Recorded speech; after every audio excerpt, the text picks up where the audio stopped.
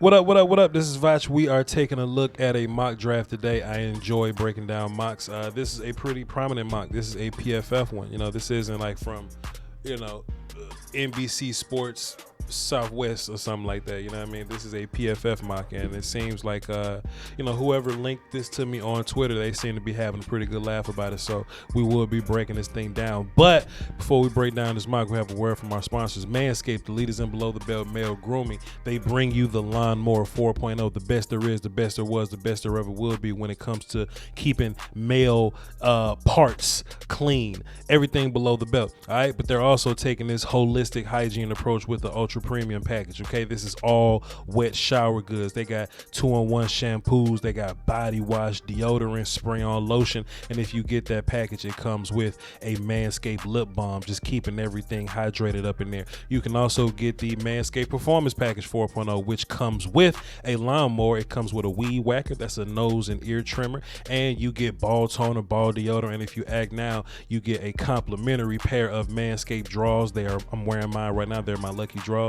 And you get a travel shed bag to keep all your goodies in. If you want this good deal, go over there, get you a ultra premium package, go get you some lawnmowers, get you some performance packages, buy everything over there at manscaped.com and use promo code VOCH20, VOCH20 for 20% off and free shipping. We also ship internationally, so check that out. Manscaped.com, your balls, thank you. Let's get into this mock draft. All right. So like I said, this is a PFF mock. It's a PFF mock. Shouts out to my guy Trevor Sycamore. He put this one together. So y'all are getting my raw reaction. So let's run it for the cardio. Let's do this. Aiden Hutchinson, number one player off the board. Sure, I don't really have a problem with this. A lot of teams, I think everybody's mock draft is going to be in the same kind of deal. It's either going to be whoever you think the best pass rusher is versus whoever you think the best edge rusher is, right? And there was once upon a time where like cornerback was in that conversation, like wide receiver was in that conversation. It's just interesting how much times have changed or whatnot. But it's either quarterback, edge, or offensive lineman, left tackle in particular. But in this particular scenario, Jacksonville takes Aiden Hutchinson. Though this pick still feels like a three-man race between Hutchinson, Neal, and Ike Mukwonu. Due to the Jaguars giving Cam Robinson a franchise tag, it feels like Hutchinson is back in the driver's seat for the top pick. I don't think, signing Cam Robinson has anything to do with this because if he's on the franchise tag, but don't mean he's going to be there forever. The Jags could easily take an offensive lineman and invest in keeping, pretty boy Trev upright. So, that is what that is on that. But let's just move on here. What else we got? Safety Kyle Hamilton at number 2 overall. I don't know, bro. With Hutchinson off the board, there's obviously no pick. There's no obvious pick for the Lions. Months ago, it would have been Kayvon Thibodeau. Why wouldn't it be Kayvon Thibodeau now? But I don't think the league is as high on him as the media is. So listen, man, this is my whole thing about safeties, bro. Every single year we get super hype about a safety, and they don't end up being these top 10 picks that we think they are. Like the best safety I remember coming out ever in my life was Malik Hooker. And we value free safeties over like box safeties in general. And Malik Hooker still ended up going in the teens. Derwin James was another guy like that. Ended up going in the teens. So yeah, man, I'm not, Jamal Adams went 6th overall, but I don't think that was the great idea. It'll be confusing if Kyle Hamilton ends up going 2 overall. I just don't think, not to say that he's not going to be a good player or he's not talented enough to go number 2 overall. I just think that the league has a good idea, or at least they lean towards position value. And I don't think the league values, I don't think they value safety as a position of value. And if you look at how they drafted last year, they seem like a very, like the new direction that the Lions are going is that they're trying to be tougher and more physical up front. That's probably why they went offensive line. That's why they went D lines, so heavy last year. So it wouldn't surprise me if they continue that trend. There are plenty of offensive linemen up here for you to choose from, maybe even an edge rusher for you to choose from up here. So yeah, I wouldn't be surprised if the Lions probably went alignment in some form, just because that's what makes sense at number 2. Plus, I just don't see safety going that high. Travon Walker is another weird one. For me, Travon Walker is one of the players that's kind of hard to figure out right now, right? You watch his tape, I mean, you go, okay, that's a cool player, but you see the media response to Travon Walker, and it's a gang of people losing their minds. So it's kind of strange, man. Kind of strange. Do I foresee Kyle Hamilton and Travon Walker being top 3 picks? I don't personally, but this ain't about me personally. You know what I mean? But whatever. I love these next 2 picks though. Jets go Ikeem Ekwonu. And if Ikeem just falls in your lap and you just go pair that dude with Mekhi Becton, oh goodness, your offensive line just becomes so much more physical. Just made an O-line splash early in free agents. Hey, cool. You want to add Laken Tomlinson to that? You got a lot more beef up front. So, hey, Voch loves it. That's what happens when you get the draft 4th overall. You just take all the best guys, or the guys that you like the most. And if you consider Ikeem to be better than Evan and Charles at this point, then take Ikeem. And the same for the Giants, right? The exact same thing for the Giants. If you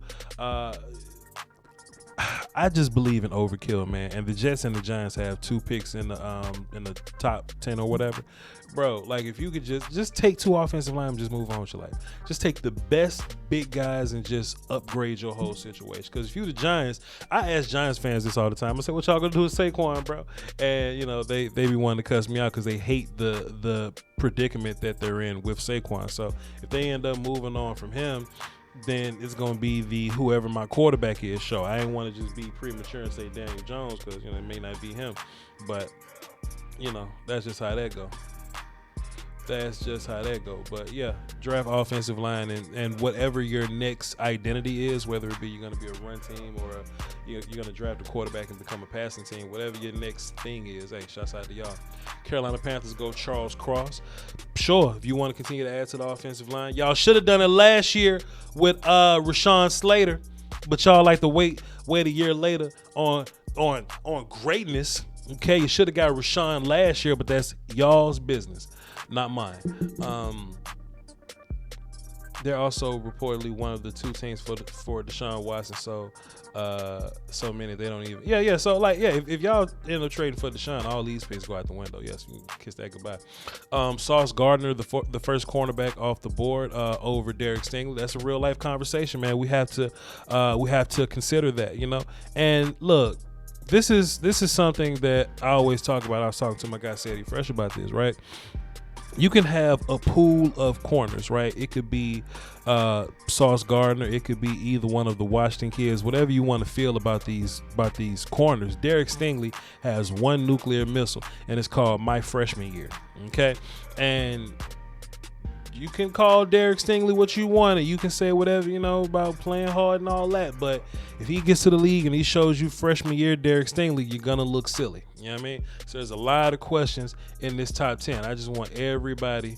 I want everybody to be, prepared for the results. Garrett Wilson to the Atlanta Falcons. My wide receiver number 1 from Ohio State. Fantastic route runner. Top tier shit. Love that dude to pieces. You understand? Love him to pieces. Kayvon Thibodeau, he was going to come off the board at some point, you know what I'm saying? Though I was impressed with Thibodeau's presence at the combine, the league remains mixed on where to draft him. Sure, with Seattle gaining the first round pick from the Russell Wilson deal, and that just lets you know, man, quit giving up all of your picks, man, because the Seattle Seahawks could have been another team that got 2 picks in the top 10, bro. And how dope would that have been? How crazy would it have been if you were one of these teams, or if it was 3 teams that had 2 picks in the top 10 in last year's draft? You could have doubled up on like Patrick Surtain and Micah Parsons, or you could have doubled up on Jamar Chase and Rashawn Slater. Just imagine being in that position, bro. Hey, man, keep your draft picks because you never know what's going to happen. And at number 10, this Jermaine Johnson thing, man, it's so interesting, bro. It's so interesting. When I was watching film on him, I never would have thought he would rise to be a top 10 player or the 10th overall player. In some mocks, I seen him ranked a little higher than this. And in one of these mocks, I saw him, he was ranked like 5th or something like that. And I was just like, With the Jets signing cornerback DJ Reed and safety Jordan Whitehead, it feels like wide receiver pass rusher will be a great target here at 10. While I can see the Jets choosing to go with wide receiver over some edge rushers, Jermaine Johnson is not one of them. If he's on the board at 10, that feels like the pick. Hey man, shouts out to Jermaine, man. I ain't gonna hate on him, bro. I'm just gonna keep my little thoughts to myself, wait my 3 years, and we'll have some commentary by then. You know what I'm saying? I just think it's interesting. It's interesting. Drake London, the big wide receiver, and that's something fun about the wide receiver class this year. It's kind of like the early UFC fights. It's like everybody got their own thing. It's like karate versus like taekwondo, or like wrestling versus boxing or something like that. That's how I look at these like wide receivers. It's like when we normally look at wide receivers, a lot of these dudes are like so much like they're the same guy almost. You know what I mean? Like some of these dudes are like, it's like 5 speed guys or like 3 route runners or this and this and this and this. If you look at the top 7 or 8 wide receivers in this class, they're all different. They're all different from each other. So, Drake London's going to be your big size, I can kind of smooth run routes kind of guy. Not slow, but, I wouldn't call him like a Mike Evans type, because Mike Evans' ass could fly coming out of school. And, Mike Evans basically made Johnny Manziel a beast. But Drake London's a fine receiver, pretty big dude. Like what I think what I think he would be the second best wide receiver coming off the board, like the second guy after Garrett Wilson. I wouldn't foresee that, but hey man, it's Washington. Washington do shit like this all the time, so it is what it is. And David Ojabo to the Minnesota Vikings. I think that's fantastic value for them. Shouts out to them getting that dude at 12th overall. I love the player. Jameson Williams to the Browns. Hey, the Browns gained a receiver, let a receiver go. So, it kind of is what it is on that. Do I think they should be looking at wide receiver? I think they got a lot more problems that they need to try to fix. But, I don't know what they're going to feel about this whole Baker Mayfield thing, and no quarterback is coming off the board in this particular mock draft. So, we would have to see. Baltimore Ravens gained Devontae Wyatt. Devontae Wyatt is an interior guy. He's probably going to be a 3-tech and a 4-front, even front. In these odd fronts, they'll probably still find a way to fit him in B gap, or he'll just be a 4-eye type of guy. I think his ball get off is like super fantastic, bro. So that dude can really like play wherever you want him to play. And the Eagles land Derek Stingley. All right, there you go. Now I bet the Eagles 3 picks about to be fantastic picks, but there's no way.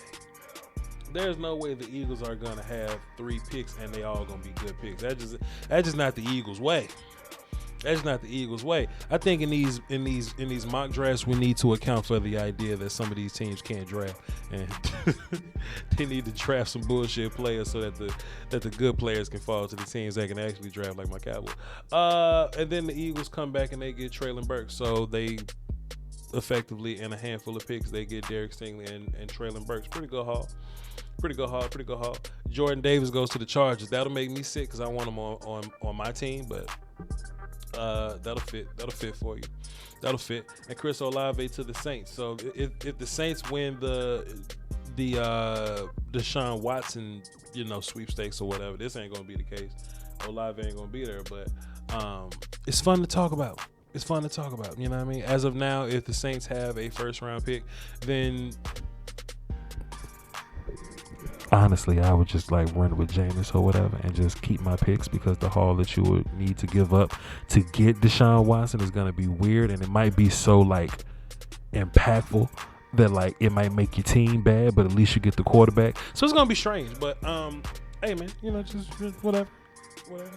And like Sean Payton ain't there no more, so it's like another conversation that y'all got to have on your own, but that's y'all business, not mine. The Eagles then have Devin Lloyd. So if they triple up with Devin Lloyd, Derek Stingley, and Treylon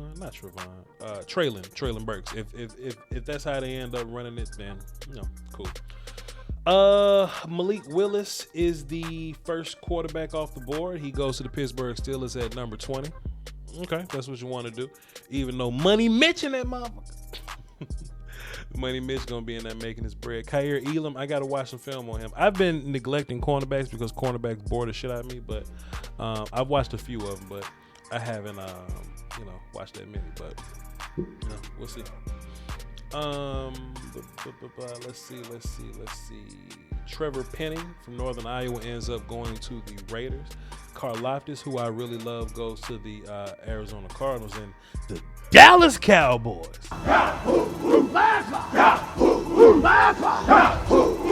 There are 3 picks that'll make me hump my chair in the middle of the draft. Kenyon Green, Jordan Davis, Garrett Wilson. I'm going to jail if we get one of them 3 churn.